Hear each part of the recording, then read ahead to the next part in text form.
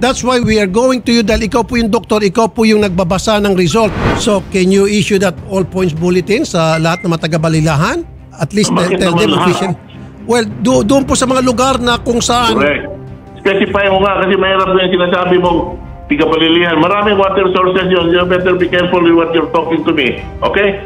No, you should be the one who should be careful. You the doctor, okay? Logic will tell you na we're referring to doon sa mga taga-Balilihan na kinunan po ng sample. Use your common sense. You're the one who should use your common sense. Kanina pa ako pinapaikot-ikot kami rito. Tayo mo ibigay yung result.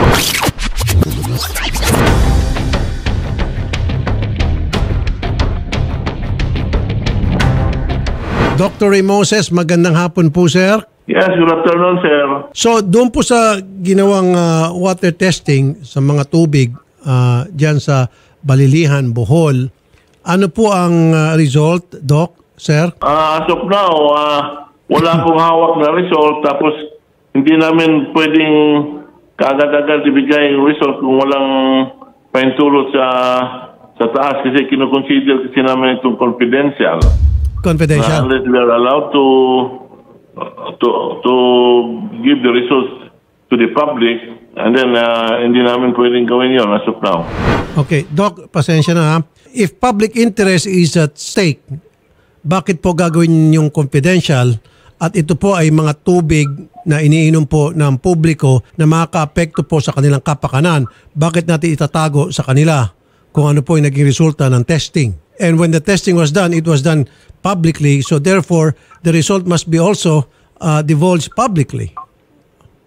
Ang sa amin naman, sir, is kung sino man yung nag-request, yan, ang gusto ng magpakuha ng water. Yes, ang nag-request, Doc, is people of Bohol and people of the Philippines na rin. In behalf of RTIA, and I represent the people of the Philippines because I was elected in the Senate by the people of the Philippines, and I'm one of the person who asked for a water testing at kasama na po dyan yung mga Boholanon. So bakit po natin gagawin confidential yung result? Sino ba ang nag-request nito, sir? Ang nag-request po ay complainant na si Mr. Gregorio Bandagit at yung pong mga taga-Bohol at ni-request through me. I'm also one of the person na who requested that from Mayor Chato. Ay di sila ang... No, sir. Kami po ang nag-request. Therefore, we have the right to know. Isa po ako doon sa mga nag-request. Kanino nyo ba in-address yung request nyo? When the testing was done, it was done publicly. It was done on-air, televised, nationwide coverage ang nangyari through Facebook and YouTube and cable TV. And it was done live. Public po yung ginawang pagtetest ng mga tubig. So therefore, we want to know publicly kung ano po yung result. Sorry, sir, hindi ko maibigay at may level kung walang paintulot sa higher authorities ko. So therefore, hindi nyo po ma-release yung result until na merong paintulot sa higher authorities. Bakit po gawing confidential? Meron ho ba itatago dyan? All you need to do is tell the people kung ano po yung resulta, whether contaminated ba o hindi. Yun lang po, whether pwede bang inumin o hindi. Kasi po ang pinag-usapan dito, kung yung tubig ba sa gripo ay karapat-dapat na inumin or pwede bang mainom o hindi. Yun lang po yung tanong doon eh. So bakit ngayon po naging confidential na? Ganun talaga ang policy namin dito, sir, na we cannot just give the result to anybody kahit sino mag-request. Dapat Sir, may written request yan. When the request was done, there was no written request done. It was done through this program. Tinawagan ko po si Mayora, yung mayor ninyo, tinawagan ko po yung City Health. I was given the impression na yung result ibibigay din po agad-agad nang wala na pong pasikot-sikot pa. Hindi ba rin, sir, i-refer ko muna ito sa legal office namin kung pwede ba yung sinabi mong ibigay na rin kaagad-agad yung result kung meron na. Bakit po idadaan pa sa legal? I'm not a lawyer. I want to be clear of whatever policies na kailangan. Nung isang taong kinuha ng specimen, yun po ang makapagsabi na tubig po ng taong bayan ang pinag-usapan natin dito, therefore the taong bayan has the right to know the result. Meron ba? Ganun po yun, sir. Kung gusto mo, sir, ang gagawin ko po, pagdating ng May 8, hintayin nyo po, magpapatawag po ako ng hearing sa Senado in aid of legislation, kasama ka sa papatawagin ko, whether you like it or not. Matidibulse mo. I don't mind. Okay, sir. I have to refer this matter to higher authorities. Okay, sir. I understand, sir. Kung ganun, sir. Sige po, sir. Magsiset po ako ng hearing sa Senado at mamamasahe ka papuntang dito sa Maynila para magpaliwanag sa amin at ibigay po yung resulta. Okay lang po yan sa akin. No problem with me, sir. I can wait. Bakit ninyo O padala ng request dun sa higher authorities kung allowed ba ako magbigay ng result or hindi. That's why we are going to you dahil ikaw po yung doktor, ikaw po yung nagbabasa ng result. Ikaw po yung eksperto na marunong magbasa ng result. Hindi ako nagbabasa ng result, sir. Sorry. Medtech na nagbabasa niya. I know, pero you're the doctor. You're the expert. You're the medical expert. Diyan po sa inyong probinsya. Therefore, you have the authority na para i-divulge, sabihin sa amin yung result at magbibigay ng warning o magbibigay ng anunsyo. Padala ka ng sulat sa governor ba o sa amin dito na you want the result. That's it. Pag pinayagan ako ng governor na magbigay ng result, based on your request, then I'll do it. Sige po, I'm not gonna argue with you anymore, sir. See, kahit anong gagawin ko, siguro talagang hindi ka papayag and then there's nothing more I can do. Sige, so ang gusto mo mangyari ngayon, Doc, pupunta ako doon sa higher authority at yung higher authority na sinasabi mo ay si Governor. Yes. Magandang hapon po, Governor ng Bohol. Gob, magandang hapon. Yes, Ross. Magandang umaga po. Sa kabilang linya, Gob, yung inyo pong Provincial Health Office. Okay. Dr. Moses Gabagnot. Yung pong resulta sa water testing na ginawa po sa Balilan, Bohol, yung Yes, Senator. tubig sa mga gripo. Ano pong result? I will give the si Dr. Boyking, I will give them the authority to give the result. Dr. Gabagnot, narinig nyo na po. Binibigyan ka na ng authority ni Governor. Yes. Go ahead po. Yan naman hinihintay ko. Kahit verbal, at least on the air, marami nakakarinig. Okay, sige Hindi po. hindi yung napipressure ako na mag-release kahit walang authorization sa higher authorities. Positive daw. I still have to get a copy. Positive. Ano yung sabihin ng positive, sir? Positive for E. coli contamination, Oh. fecal contamination. Bilang isang doktor, pakidefine po ang E. coli. Ano po yung sabihin po ng E. coli? Yung E. coli is bacteria yun, sir. Okay. Tapos, pag nabasa natin yan sa result na meron siyang presence sa water na inanalyze, so, positive siya for E. coli contamination. O pag sinabing E. coli, hindi naman necessary na human waste yan. Kahit ano, animal waste na feces ng kahit anong animal, baka, kalabaw, kambing, o ano ba, aso. Aha. Basta fecal contamination, that's positive. Okay, positive for E. coli contamination ang mga tubig doon na kinunan po ng sample. Kasi ilang gripo pong kinunan doon eh. So all of them are positive for E. coli contamination. So E. coli, sir, bacteria itong sinasabi ninyo na pwedeng dumi ng tao, dumi ng hayop. Yes. Ito pa po ay nagkukos ng pagkakasakit sa isang tao? Magsasakit ang tiyan? Magkakaroon ng diarrhea? Depende on the volume, sir, of the count ng bacteria doon sa laboratory. Sa microscope yan. Would you recommend na inumin po yung tubig na ito? Itong mga tubig na positive for E. coli na lumitaw po sa water testing result? Pwede natin, sir, ipa-repeat. Basta sa 3 successive positive results, then stop muna ang distribution ng tubig. So for now, pwede natin masabi na wag muna inumin yung mga tubig dyan at siguro pakuluan muna at... Pwede. That's the precautionary measure. Boil the water before drinking. So can you issue that all points bulletin sa lahat ng mga taga-Balilahan? At least Bakit tell them naman lahat? officially. Well, doon po sa mga lugar na kung saan... Correct. Specify mo nga kasi mahirap na yung sinasabi mong tiga-Balilihan. Maraming water sources yun. You better be careful with what you're talking to me. Okay? No, you should be the one who should be careful. You're the doctor, okay? Logic will tell you na we're referring to doon sa mga taga-Balilihan na kinunan po ng sample. Use your common sense. You're the one who should use your common sense. Kanina mo pa ako pinapaikot-ikot kami rito. Tayo mo ibigay yung result.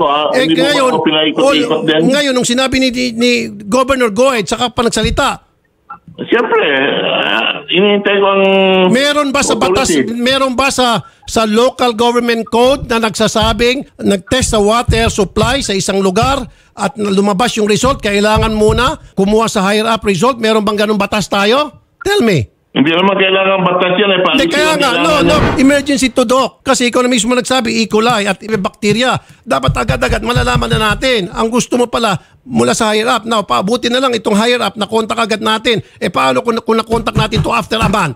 Dahil talagang hindi kayo makontak si Go for whatever reason. So, 1 month patuloy-tuloy ng pag-iinom ng mga tao sa mga tubig na contaminated ng E. coli.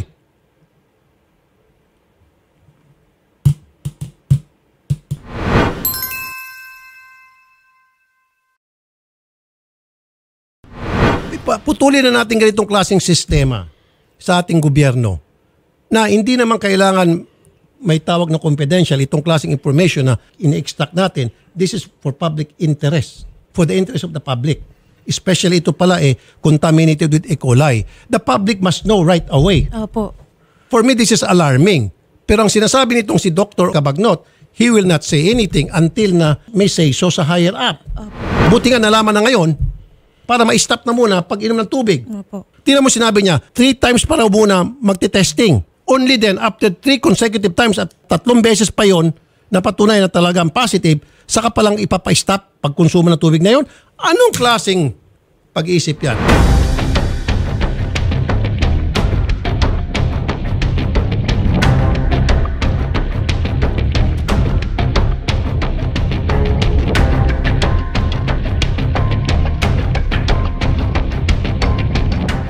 Attorney Garrett, magandang hapon. Magandang hapon, Senator. Nawala na ako ng boss dito kay Dr. Cabagnot na ito. Nakamonitor ka, di ba? Yes po, Senator. Anong take mo dito sa pinagsasabi nitong si Dr. Ray Moses Cabagnot, Department Head, Provincial Health Office ng Bohol? Senator, based po sa usapan, I think we should verify po kay Governor and whoever po yung possibly the provincial legal officer po. Kasi may internal rules po that the local government code provides that every local government unit can legislate their own internal rules. Tignan po natin yung rules of disclosure nila, kung ano po process po talaga. And then we can verify kung totoo ba pong may kailangan pa ng authority before disclosure. Pero in the name of public interest, kailangan pa ba gawing confidential itong pagdi-divulge ng resulta ng water testing na it was done publicly and it was us who requested for it? Ang sa akin lang, Senator, again, without knowing yung internal rules and regulations nila, there must be an exception for public interest po na kapag emergency matter po siya, maybe they can relax the rules of procedure. Kasi dito po sa situation na to, we might have people in the affected community consuming the water now. Baka sa mga ganong cases, dapat mag-provide sila na pwede nang i-release agad yung information because mas marami pang maapektuhan na tao while we let it happen. Correct. And this is the right venue na makakatulong sa kanila na para ma-disseminate properly information at yung mga tao ay makapaghanda at hindi na muna inumin yung mga tubig na yun dahil contaminated ka ng E. coli, sabi nga ni Doktor. At the end of the day po, Senator, we're helping them kasi this is a very huge platform na mabilis mag-receive ng mga taga-Bohol po ang information dito, specifically sa Barilihan and other affected areas. Maybe we can talk to the governor po na i-amend yung procedures po nila na for public interest purposes, may exception po to immediately divulge the result. Wala naman siguro sa local government code o sa ating konstitusyon na yung result ng water testing sa isang lugar na apektado po yung public interest ay kailangan confidential until yung higher ups may say so. Meron bang ganun sa batas natin? Right now sa local government code, wala po specific provision na nagde-declare ng confidentiality. So there must be... Sa ating konstitusyon, meron ba? Nothing specific on the confidentiality of water testing results po, Senator. Wala po akong nabasa so far na ganun. Baka internal rules po nila yan, Sen, which the local government code provides for them the right to do. But again, I agree with you po na dapat sa ganitong instances, may exception po tayo. Dapat they should have placed that exception dun sa rules. So kung halimbawa meron sila internal rules na ganon, yes. Okay, this should be an exception to the rule dahil yes. kapakanan po ng mga tao ang at stake dito, kalusugan ng mga tao yes, na makakainom nitong contaminated na tubig. Yes. Actually, the rules of procedure po and internal rules, lagi po may exception yan for public interest purposes or ayun nga, lagi may mga ganun na provisions po yan for the betterment of public interest. Yun nga po, in case of emergency, I would even say that this is an emergency matter kasi po water is being consumed by everyone. So, sana nalagyan po nila ng exception yung nila. Hindi lang ito on a daily basis, every minute, siguro. May uminom ng tubig ng mga tao dyan, mayroon nagluluto, may nagsasaing. Diba? May nagtitimpla ng kape. Mr. Mandagit, Sir Greg. Sir, magandang hapon po. Yung ginawang water testing, ilang residente po ang covered niyan? Yung source po. Yung source na, siyempre, yung source na pinanggalingan niyang pinagtitesting sa'yo, marami po ang nakakonect dyan. na mga gripo. Ilan po? Ilang taong apektado? Halos kalahati siguro, Mr. Senator, dahil sabi nila, yung source na yan ay galing sa Buguak, pinapasok sa 4 na tangke, yung tangke sa likod ng munisipyo, sa likod ng public market, sa harap sa bahay ni Congressman Chato, at saka sa Kabad.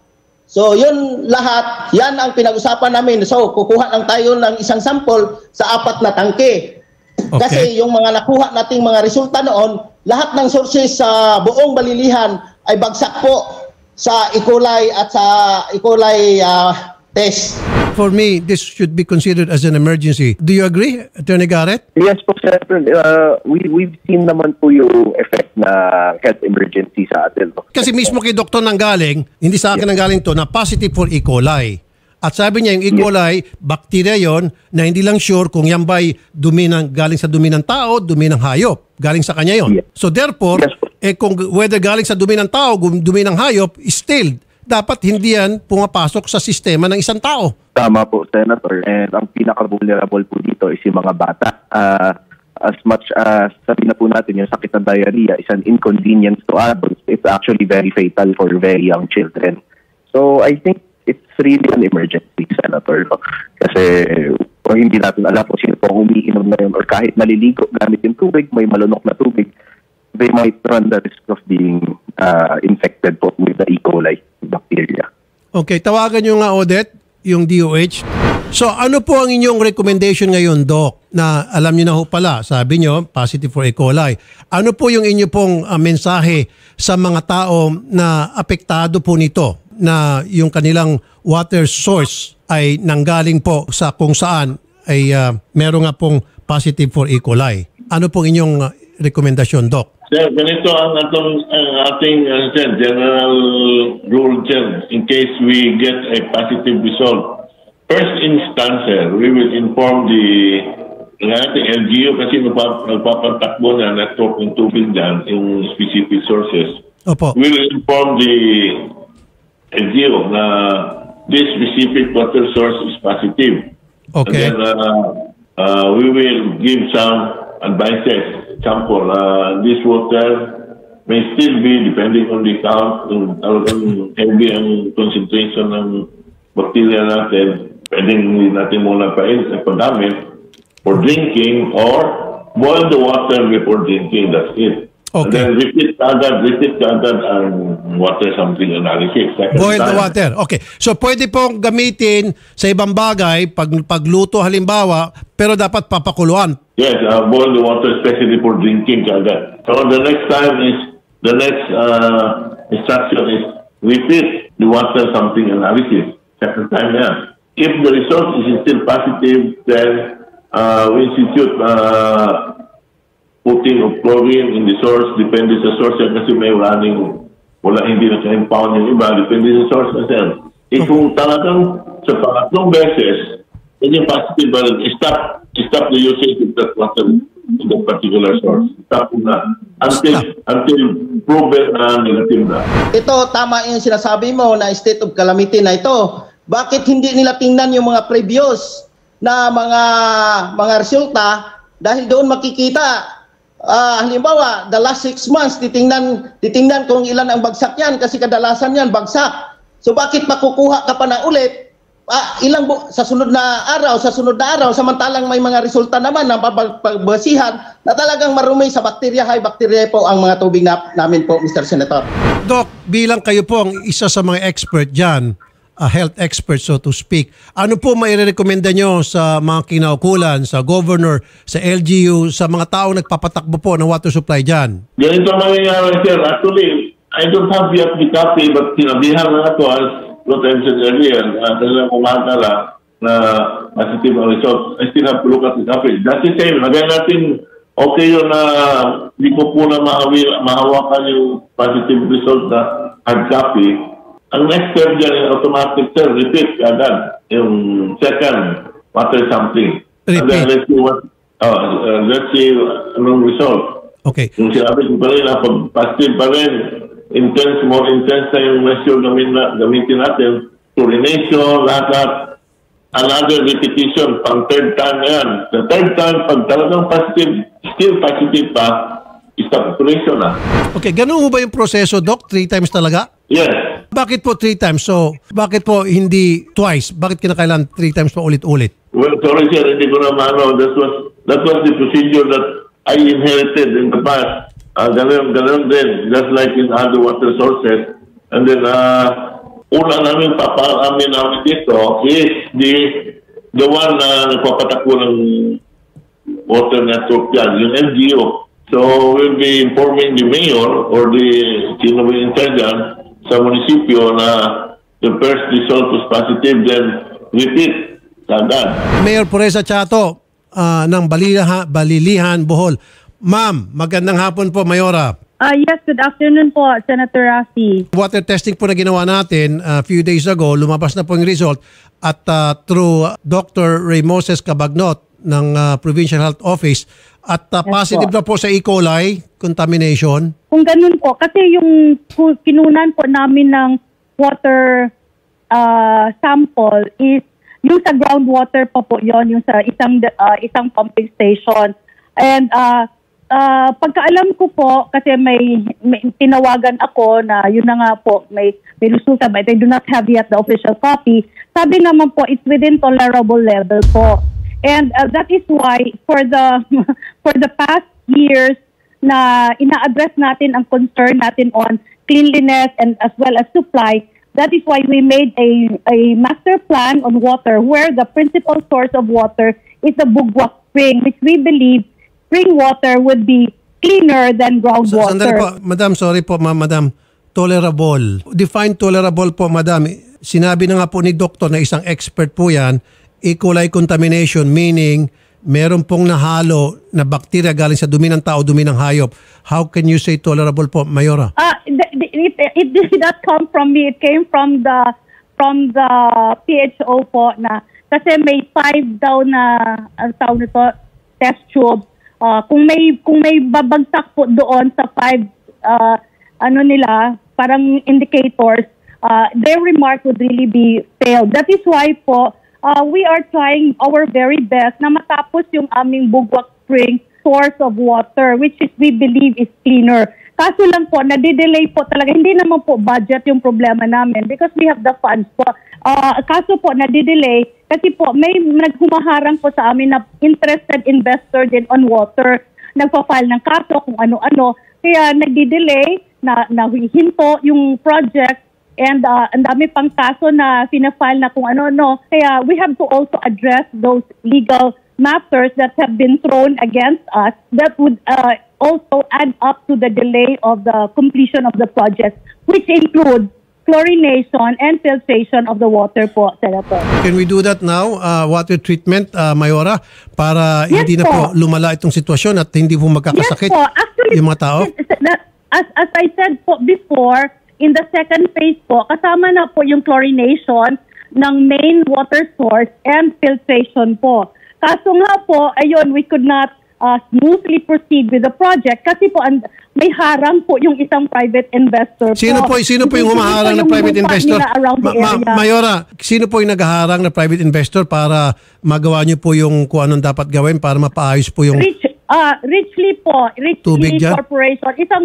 Isang water developer din po. Ito local po, Senator. Well then, bakit niyo po intindihin yung mga humaharang kung yung ginagawa niyo po ay para sa kapakanan ng lahat, para sa kabutihan po ng mga water consuming public? We are answering po every complaint that they raise at the Ombudsman, at the Fiscal's Office, especially po NWRB. We've been hearing, and yung mga ibang kaso din po. Mayora, hinaharang ba nila yung gagawin yung ipaayos po yung tubig para mainom na po, para maging safe na? Paanong paghaharap po ginagawa nila? Binibili po nila yung lupa around the area claiming that it's their private property, but we insist that our pipes are passing through barangay roads po. Kaso, kiniklaim nila na even the barangay road is private property. Also the river po. We know naman po pag river may easement po dyan po na pwede po tayo maglagay ng mga pipes natin. In fact, we got clearance from DENR and even the DPWH po. Ang sabi po ni Dr.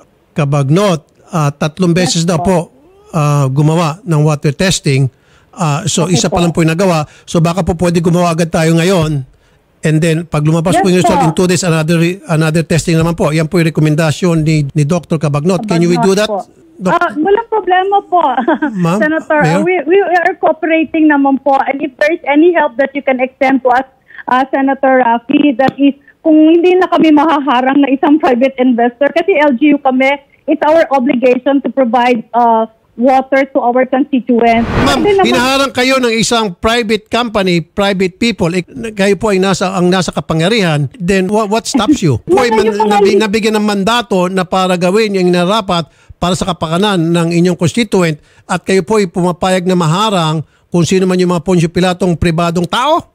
They file legal complaints po. As I said po, they file legal complaints. Then Kaya kung nag-file sila ng legal complaints, di mag-file po kayo ng TRO. Okay naman po. We have already proceeded with the Kung meron na kayong project. TRO, Kasi ma'am, then nag-clearance kung na po meron na kami. kayong TRO, then go ahead na doon sa inyong plano na para pagandahin po yung water supply nyo dyan. Yes, we are continuing with the project. We're proceeding with the project. Yun naman pala, ma'am. Senator. Opo. Yes po. Kaso nga po, it could have been already finished yung project namin kung wala po sanang mga legal complaints na So ngayon ma'am, meron na kayong TRO, yes or no? May TRO na po kayo sa korte. Wala po. Then mag-file po kayo ng TRO sa korte. Get a TRO. Mas paniniwalaan kayo ng korte kaysa dito sa mga Poncio Pilatong private. Meron na pong desisyon Party. yung the NWRB, kaso they're appealing it with the Court of Appeals po, yung decision po ng Ma'am, NWRB. even while which is they're signed by appealing it, if you will file a TRO, maintindihan po ng korte kung ito po ay kapakanan po ng nakararaming tao dyan sa inyong lugar na para mapaayos po yung water system ninyo para sa kanilang kalusugan, I think the judge will understand and will issue a TRO despite the fact na meron po mga kumukontra. Yes, Siguro we will naman po take yung mga that up judge with po our dyan, lawyer yung po, mga judge po dyan, mga makatao at nakakaintindi. Ano po? At malalaman We ng will mga take judge that dyan up. na namumulitika lang yung iba dyan. We will take that up with our lawyer po.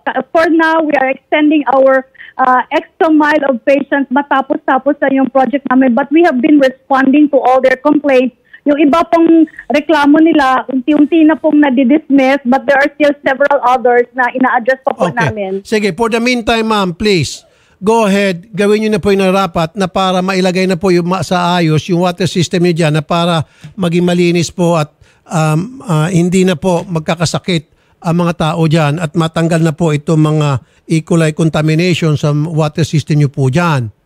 Yes po. Thanks po, Senator. Okay, so for the meantime, ituloy-tuloy nyo po yung paggagawa ng water testing pat at dalawa pa po ang kailangan kung masusunod po yung request po ni Dr. Cabagnot. No problem po, Senator. We are cooperating po. So siguro ma'am, by May 10, nakatatlo na kayong testing dyan? Pangatlo na? Kasi ngayon po isa. So another two pa. Depends po schedule ng PHO po, Senator. I don't know. It's a PHO po mag-schedule niyan po, Okay, Senator. so for the meantime ma'am, pwede ho ba kayo mag-ikot sa mga residente na apektado po nitong E. coli contamination at sasabihan sila na huwag nyo munang inumin yung tubig na yan maliban na lang kung kinakailangan, kung papakuluan niya tulad ng advice ng Provincial Health Officer? Yes, that's what we've been doing, Senator.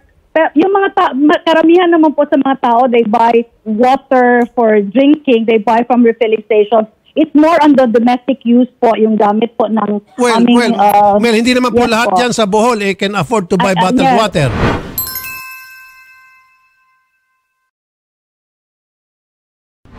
Paano po yung mga mahirap na cannot afford? Imbis na ibili ng bottled water, ibili pa ng pagkain.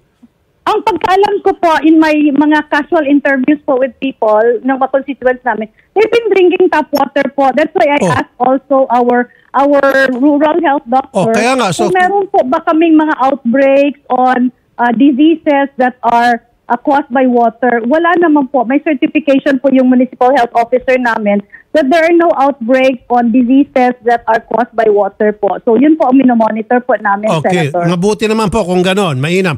Pero just the same, kailangan po maimpurmahan ang lahat ng tao na apektado dito ng E. coli contamination, yung pinagkukunan na source nila na kung saan apektado ng E. coli contamination, to be careful at wag muna inumin diretso sa gripo, bagkus pakuluan po muna, Mayora. Yes, so ako po nag-tap water drinking challenge din po ako nung mag-testing kami, Senator. I drank from the faucet of one of the households na kinunan ng sample. Okay. nag-fail. Wala naman pong nangyari sa akin, Senator. I drink a glass of tap water. Ito maganda to, si Oliver, may katanungan. Mr. Gregorio Mandagit, kilala mo raw ba yung company na binabanggit ni Mayor Chato na humaharang sa mga proyekto ng local government sa Balilihan, Bohol, para mapaganda, mapaayos yung water system dyan? Kilala mo ba yung kumpanyang yon? Kilala ko yan, sir. Sino yun? Dalawa yan, pati LGU ng Sevilla at saka yung Richel Corporation. Dalawa yang nagpetisyon dahil unang-una, nagpetisyon din ang Richel dahil yung lupa nila ang ginamit doon, nagkuha yung naglagay ng mga bomba yung LGU Balilihan. Kaya sila nagreklamo din dahil walang paalam sa kanila. Sa LGU Sevilla naman, yung tubo na yan, nilagay doon na walang paalam din sa jurisdiction ng Sevilla, LGU Sevilla Bohol, sir. Okay, mukhang marami kang alam, sir. Kasama ka ba doon sa kumpanya binabanggit ni Mayora? Wala, sir. Nag-monitor tayo, sir, dahil gusto nating matapos, kaya gusto nating maimbestigahan yung 95 million project para matapos na kung anong problema dyan. Dahil kung hindi matapos yan, palagi na lang yang magpangako na yun may tubig tayo.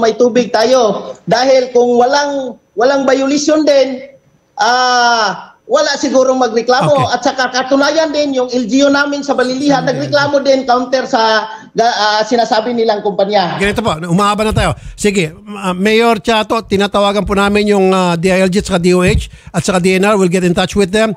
Magtulong-tulong po dapat yung mga ahensyang yun, pati kayo, para mapaayos na po itong water system dyan sa inyong lugar. Yes po, sana po ma-investigate din po yung Richley. Kasi po, yan si Mr. Madangit ran in the last election. He was supported, that was his battle cry, clean water, and in-insist niya that we get the water from Richley po. Kasi sabi nila, they believe that it's only the private investor which can supply clean and safe water. But we can also do that, Senator, given the right support from government, which we are also getting. We would be able to address that concern po, Okay, Senator. so okay lang naman, ma'am, kung ang battle cry niya ay clean water.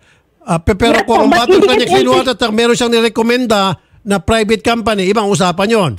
Yes po, meron po siyang nirekomenda. Why don't I get into an agreement daw po with Richley Water? Sabi ko, I cannot do that because that's graft and corruption. It's like favoring just one water developer in over many other developers who may be interested in the water. Ayan ang sister rito.